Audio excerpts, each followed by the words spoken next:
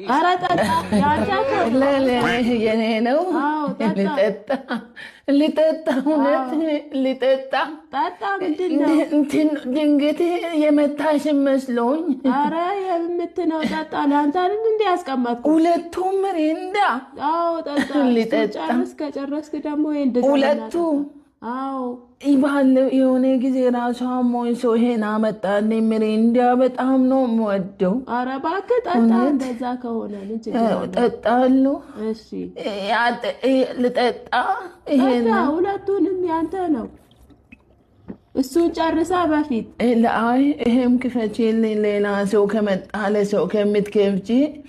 ይሄም ክፈቺልኝ ችግር የለውም እዛው አስቀምጥ አይ ተይው